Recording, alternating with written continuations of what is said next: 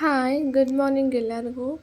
So ಇವತ್ತು Monday ಆಗಿರೋದ್ರಿಂದ ಸ್ವಲ್ಪ ಲೇಟ್ ಆಗಿದೆ, ನನಗೆ ಗೊತ್ತಿಲ್ಲದೆ. ಯಾಕಂದರೆ ಸ್ಯಾಟರ್ಡೇ ಸಂಡೇ 2 ದಿನ ಮಕ್ಕಳಿಗೆ ಸ್ಕೂಲ್ ರಜೆ ಇರೋದ್ರಿಂದ ಲೇಟಾಗಿದ್ದಿದ್ದೆ. ಸೊ ಅದೇ ಕಂಟಿನ್ಯೂ ಆಗಿಬಿಟ್ಟಿದೆ. ಇವತ್ತು ಮಂಡೇ ಅನ್ನೋದು ಮರ್ತೋಗಿ ಮಲಗಿಬಿಟ್ಟಿದ್ದೀನಿ. ಸೊ ಸ್ವಲ್ಪ ಒಂದು 15 ಮಿನಿಟ್ಸ್ ಲೇಟ್ ಆಗಿದೆ. 15 ಮಿನಿಟ್ಸ್ ಲೇಟ್ ಆಗಿದ್ದಕ್ಕೆ ಎಷ್ಟು ಕೆಲಸ ಹಾಗೆ ಇತ್ತು ಗೊತ್ತಾ. ಸೊ ಅದಕ್ಕೆ ಇವತ್ತು ಸೋಮವಾರ ಬೇರೆ ಅಲ್ವಾ.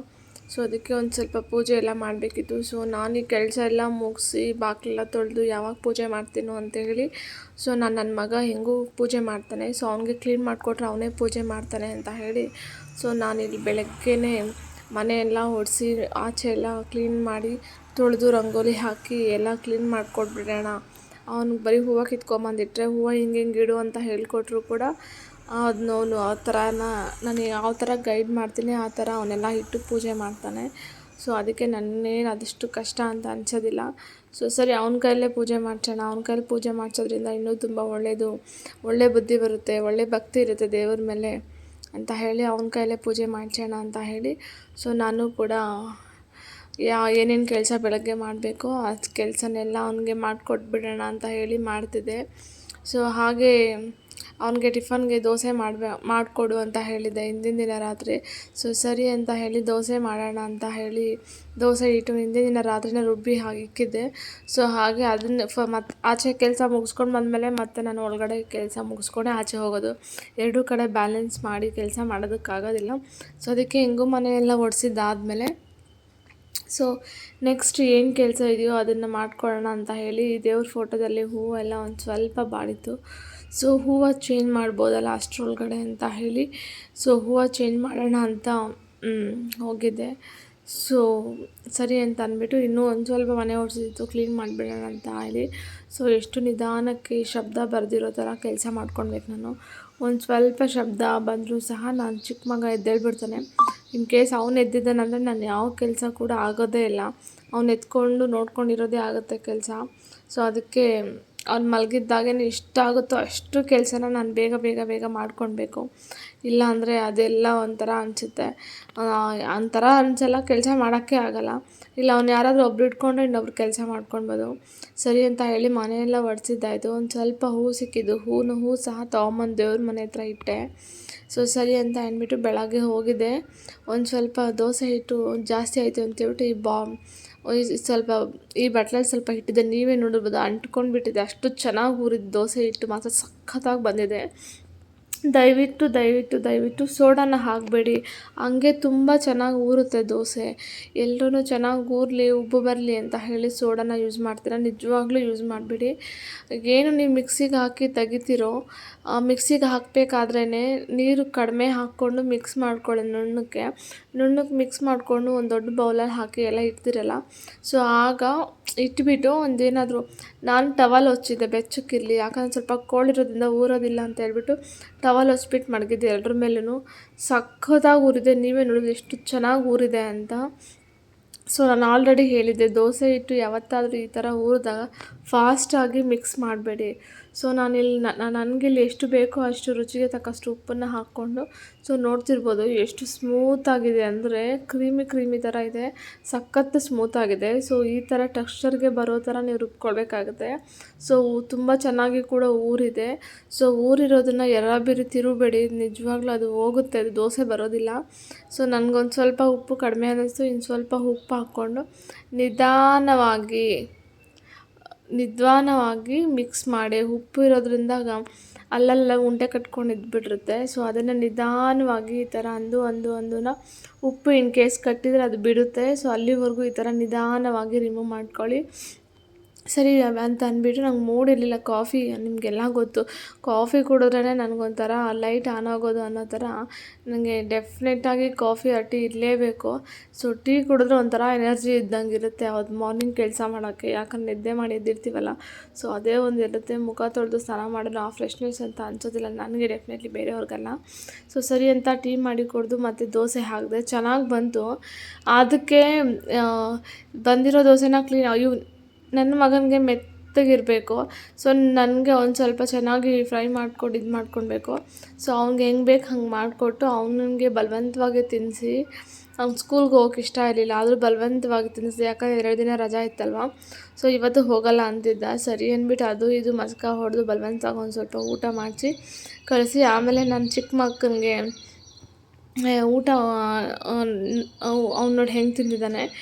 ಫಸ್ಟ್ ಆಫ್ ಆಲ್ ನಾನು ಹಂಗೆ ದೋಸೆ ಹಾಕ್ಕೊಂಡು ತಿನ್ನೋಣ, ಇಲ್ಲ ನಮ್ಮ ಅತ್ತೆ ಎಲ್ಲ ದೋಸೆ ಹೊಯ್ಬೇಕು, ಹೆಂಗೋ ಅವನು ಸ್ಕೂಲ್ಗೆ ಹೋಗಿ ಯಾರೂ ಇಲ್ಲ, ನಾನು ನನ್ನ ಹಸ್ಬೆಂಡ್ ಇಬ್ಬರೇ ಅಲ್ವಾ, ಸೊ ಹಾಕ್ಕೊಂಡ್ಬಿಡೋಣ ದೋಸೆ ಅಂತೆಲ್ಲ ಹೇಳಿ ದೋಸೆ ಎಲ್ಲ ಹಾಕ್ಕೊಂಡ್ವಿ. ನಾನು ತಿಂತಿದ್ದಂಗೆ ನನ್ನ ಚಿಕ್ಕ ಮಗ ಇದ್ದ, ಸೊ ಅವನ್ನ ಬಂದು ಕೂಡಿಸ್ಕೊಂಡ್ರೆ ಅವ್ನು ಆಲ್ರೆಡಿ ತಿನ್ನೋದಕ್ಕೆ ರೆಡಿ ಆಗಿಬಿಟ್ಟಿದ್ದಾನೆ.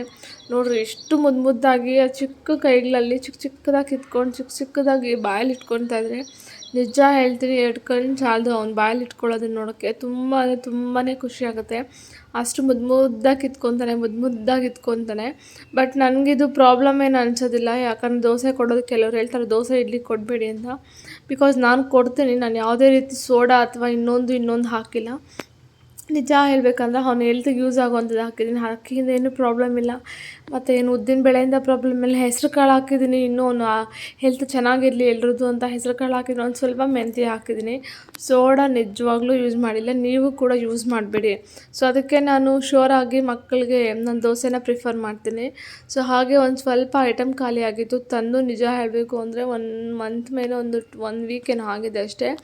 ಬಟ್ ನಾನು ಫಸ್ಟು ಮೊನ್ನೆ ಹೋಗಿ ಡಿಮಾರ್ಟಲ್ಲಿ ತೊಗೊಂಡು ಬಂದಾಗಲೇ ಮೇನ್ ಅರ್ಜೆಂಟ್ ಇರೋದು ತೊಗೊಂಬಂದ್ಬಿಟ್ಟೆ. ಬಟ್ ನಾನು ಸ್ಲಿಪ್ ಹಾಕ್ಕೊಂಡೋಗಿ ಪೂರ್ತಿಯಾಗಿ ತರಬೇಕಿತ್ತು, ಸೊ ತಂದಿಲ್ಲ. ಮೇನ್ ಅರ್ಜೆಂಟ್ ಯಾವ್ದು ಇನ್ನೊಂದು ವಾರದಲ್ಲಿ ಖಾಲಿ ಆಗುತ್ತೆ ಆ ಥರದ್ದು ನೋಡ್ಕೊಂಡು ತೊಗೊಂಡು ಬಂದಿದ್ದೆ. ಸೊ ಈಗ ತಕ್ಷಣ ಎಲ್ಲ ಖಾಲಿ ಆಯಿತು. ಸೊ ಒಂದು ಸ್ವಲ್ಪ ಐಟಮ್ ಬೇಕಿತ್ತು. ಸೊ ನಮ್ಮ ಯಜಮಾನ್ರಿಗೆ ಹೇಳ್ದೆ ಐಟಮ್ ಬೇಕಿತ್ತು. ಸರಿ ಸ್ಲಿಪ್ ಬರ್ಕೊಡು ಅಂತ ಕೇಳಿದ್ರು. ನಾನು ಎತ್ಕೊಂಡಿಲ್ಲ, ಡಿಮಾರ್ಟ್ಗೆ ಹೋಗಿ ತೊಗೊಂಬರೋಣ ಅಂತಂದರೆ ಅವರು ಒಂದು ಸ್ವಲ್ಪ ಹುಷಾರಾಗಿ ಏನು ಬೇಡ ಡಿಮಾರ್ಟ್ಗೆ, ಮೊನ್ನೆಲ್ಲ ಹೋಗಿದ್ದೀವಲ್ಲ, ಮಗು ಇಲ್ಲ ಸ್ಕೂಲ್ಗೆ ಹೋಗಿದ್ದಾನೆ, ಅವ್ನು ಬಂದರೆ ಫೋನ್ ಎಲ್ಲೋ ಬಿಟ್ಟು ಹೋಗಿದ್ದೀರ ಅಂತ ಗಲಾಟೆ ಮಾಡ್ತಾನೆ ಅಂತ ಹೇಳಿ ಸ್ಲಿಪ್ ತರ್ಸ್ಕೊಂಬಂದು ಇಲ್ಲೇ ಅವ್ರ ಪರಿಚಯದವ್ರ ಅಂಗಡಿ ಇದೆ, ಸೊ ಅಲ್ಲೇ ತೊಗೊಂಡು ಬಂದರು. ಬಟ್ ನೋ ಪ್ರಾಬ್ಲಮ್, ಯಾಕಂದರೆ ಜಾಸ್ತಿ ಐಟಮ್ ಏನು ಇರಲಿಲ್ವಲ್ಲ, ಸ್ವಲ್ಪ ಐಟಮ್ ಮಾತ್ರ ಇತ್ತು. ಸೊ ಅದಕ್ಕೆ ಹೋಗ್ಬಿಟ್ಟು ಫ್ರೆಂಡ್ ಅಂಗಡಿಯಲ್ಲಿ ತೊಗೊಂಡು ಬಂದರು. ಅವ್ರದ್ದು ಪ್ಲ್ಯಾನ್ ಏನಾದ್ರು ಡಿಮಾರ್ಟಿಗೆ ಕರ್ಕೊಂಡು ಹೋಗಿದ್ರೆ ಒಂದು ಸ್ವಲ್ಪ ಜಾಸ್ತಿ ಬಿಲ್ ಆಗಿಬಿಡ್ತಿತ್ತು ಅಂತ ಅವ್ರದ್ದು ಪ್ಲ್ಯಾನ್. ಬಟ್ ನಾನು ಯಾವುದು ವೇಸ್ಟ್ ಆಗೋದು ಏನೂ ತೊಗೊಂಡಿಲ್ಲ. ಬಟ್ ಅಂದ್ಕೊಂಡಿದ್ದೀನಿ ತೊಗೊಳ್ಬೇಕು ಅಂದರೆ ಒಂದು ಸ್ವಲ್ಪ ಐಟಮ್ ಜಾಸ್ತಿನೇ ಪರ್ಚೇಸ್ ಮಾಡಬೇಕು, ಮನೆಯಲ್ಲಿ ಹಂಗೆ ಇಟ್ಕೊಬೇಕು, ತುಂಬ ಕನಸಿದೆ. ಬಟ್ ಇಲ್ಲಿ ಇರೋದಕ್ಕೆ ಆಗಲಿ ಏನಕ್ಕೆ ಆಗಲಿ ನಂಗೆ ಅಷ್ಟೊಂದು ಕಂಫರ್ಟಬಲ್ ಅಂತ ಅನ್ನಿಸ್ತಿಲ್ಲ. ಏನೂ ಮಾಡಿಸ್ಕೊಂಡಿಲ್ಲ ಇಲ್ಲಿ. ಇಂಟೀರಿಯರ್ ಆಗಲಿ ಏನೋ ಒಂದು ಶೋ ಮಾಡಬೇಕು ಅಲ್ಲಿ, ಅದು ಒಂಥರ ಡಿಸೈನ್ ಮಾಡಬೇಕು ಆ ಒಂದು ಲೊಕೇಶನ್ನ ಅನ್ನೋ ಥರ ಏನೂ ಇಲ್ಲಿ ಪ್ಲೇಸ್ ಇಲ್ಲ. ಸೊ ಅದಕ್ಕೆ ಏನೂ ತೊಗೊಂಡಿಲ್ಲ. ಸೊ ಈ ಗಿಡ ನೋಡಿದ್ರಲ್ಲ, ಸೊ ಈ ಗಿಡ ಏನು ಅಂತ ಯಾರಿಗಾದ್ರೂ ಗೊತ್ತಿದ್ರೆ ಪ್ಲೀಸ್ ಕಮೆಂಟ್ಸಲ್ಲಿ ತಿಳಿಸಿ. ಸೊ ಈ ಗಿಡನ ನಾವು ಮೈಸೂರು ಡ್ಯಾಮ್ ಹತ್ರ ಪಾರ್ಕಲ್ಲಿ ಬೀಜನ ತೊಗೊಂಬಂದು ನೆಟ್ಟು ಅದರಿಂದ ಮರ ಈ ಥರ ಇಷ್ಟುದ್ದ ಗಿಡ ಆಗಿದೆ. ತುಂಬ ಖುಷಿ ಆಯಿತು ಆ ಗಿಡನ ನೋಡಿ. ಬಟ್ ಆ ಗಿಡದ ಹೆಸ್ರು ಗೊತ್ತಿದ್ರೆ ಕಮೆಂಟ್ ಮಾಡಿ. ಸೊ ಹಾಗೆ ನನ್ನ ಮಗ ಬೆಳಗ್ಗೆ ದೋಸೆ ತಿನ್ನಬೇಕಾದ್ರೆ ನಾಳೆ ಏನು ಬೇಕು ಅಂತ ಕೇಳಿ ನನಗೆ ರೂಢಿ ಯಾವಾಗ್ಲೂ. ಸೊ ಅವನು ಅದೇ ರೀತಿ ಬೆಳಗ್ಗೆ ಕೇಳಿದಾಗ ನನಗೆ ಇಡ್ಲಿ ಬೇಕು ಅಂದ. ಸರಿ ಮನೇಲಿದೆ ಮಾಡ್ಕೊಡ್ತೀನಿ ಬಿಡು ಅಂತಂದರೆ, ಮನೇಲಿರೋ ಇಡ್ಲಿ ಬೇಡ, ತುಂಬ ಸಣ್ಣದು ಬರುತ್ತೆ ಇಡ್ಲಿ, ಅದು ನನಗೆ ಅದು ಬೇಡ, ದೊಡ್ಡದೇ ಬೇಕು ಅಂದ. ಸೊ ನನಗೂ ಕೂಡ ಈ ಮನೇಲಿ ಇಡ್ಲಿ ಹೆಂಗಂದರೆ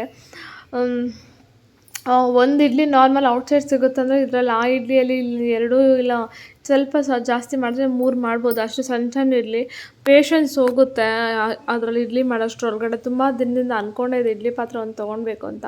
ಸೊ ಅದು ಈಗ ಕೂಡ ಬಂತು. ಸೊ ಹಾಗೆ ಹೋಗಿ ಇಡ್ಲಿ ಪಾತ್ರೆ ತೊಗೊಂಡು ಮತ್ತು ಅವ್ನಿಗೆ ಊಟ ಹಾಕಿ ಕಳಿಸಿದ್ರೆ ಆರೋಗುತ್ತಮ್ಮ, ತಣ್ಣಗಿರುತ್ತೆ ಅಂತ ಹೇಳ್ತಿದ್ದ. ಸೊ ಅದಕ್ಕೆ ಒಂದು ಚಿಕ್ಕದಾಗಿ ಕ್ಯೂಟಾಗಿರೋ ಆಲ್ಟ್ ಬಾಕ್ಸ್ ಊಟಕ್ಕೆ ಒಂದು ತೊಗೊಂಡು ಬಂದ್ವಿ. ಸೊ ನೋಡ್ತಿರ್ಬೋದು ಅಲ್ಯೂಮಿನಿಯಮ್ ಸ್ಟೀಲ್ದಿತ್ತು ಮತ್ತು ಅಲ್ಯೂಮಿನಿಯಮ್ದು 2 ಇತ್ತು. ಬಟ್ ನಾವು ಸ್ಟೀಲ್ನ ಅಷ್ಟು ಪ್ರಿಫರ್ ಮಾಡಿಲ್ಲ, ಅಲ್ಯೂಮಿನಿಯಮ್ನ ಯೂಸ್ ಮಾಡೋಣ ಅಂತ. ಬಿಕಾಸ್ ತುಂಬ ಹಳೆಯ ಕಾಲದಲ್ಲೆಲ್ಲನೂ ಸ್ಟೀಲ್ ಯಾರೂ ಯೂಸ್ ಮಾಡ್ತಿಲ್ಲ, ಅಲ್ಯೂಮಿನಿಯಮ್ನೇ ಯೂಸ್ ಮಾಡ್ತಿದ್ರು. ಸೊ ಅದಕ್ಕೆ ನಾನು ಅದನ್ನೇ ಪ್ರಿಫರ್ ಮಾಡಿದೆ. ಸೊ ಹಾಗೆ ಹಂಗೂ ಹಿಂಗೂ ಸಾಯಂಕಾಲ ಆಯಿತು. ಸೊ ಟೀ ಆ್ಯಸ್ ಯೂಶ್ವಲ್, ಸಾಯಂಕಾಲ ಆದರೆ ಟೀ ಹೋಗಲೇಬೇಕು ಅಂತಂದ್ಬಿಟ್ಟು ಟೀ ಕುಡಿದು ಒಂದು ಸ್ವಲ್ಪ ಸಿಂಕಲ್ಲಿ ಎಲ್ಲನೂ ಪಾತ್ರೆ ತೊಳೆಯೋದಿತ್ತು. ಸೊ ಅದನ್ನು ಕೂಡ ಮುಗಿಸ್ಕೊಂಡು ಬೇಡ. ಇನ್ನು ಸಾಯಂಕಾಲ ಆದರೆ ಹುಡುಗರಿಗೆ ಒಂದು ಸ್ವಲ್ಪ ಓದ್ಕೊಡ್ಬೇಕು, ಅವ್ನಿಗೆ ಏನಾದರೂ ಪ್ರಾಜೆಕ್ಟ್ ಕೊಟ್ಟಿರೋ ನೋಡ್ಕೊಬೇಕು, ಮಗು ನೋಡ್ಕೊಬೇಕು ಅಂತ ಹೇಳಿ ಒಂದು ಸ್ವಲ್ಪ ಇದು ಪಾತ್ರೆ ಸಾಮಾನೆಲ್ಲ ಇತ್ತು, ಅದನ್ನೆಲ್ಲ ತೊಳಿತಾ ಇದ್ದೆ.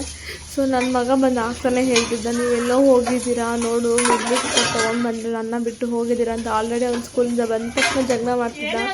ಸರ್ ಅವ್ನು ಜಗಳ ಮಾಡ್ತಾನೆ, ಅವ್ನು ಅದನ್ನು ಕಾಮ್ ಮಾಡಬೇಕು ಅಂತ ನಾನು ಆಲ್ರೆಡಿ ಇದು ಚಾಕ್ಲೇಟ್ನ ತೊಗೊಂಬಂದು ಇಟ್ಕೊಂಡಿದ್ದೆ. ಸೊ ಚಾಕ್ಲೇಟ್ ಕೊಟ್ಟ ತಕ್ಷಣ ಕಾಮ್ ಆದ. ಆದರೂ ಕೋಪ ಬಂದಾಗೆಲ್ಲ ಅದನ್ನು ಹೇಳ್ತಾ ಇರ್ತಾನೆ.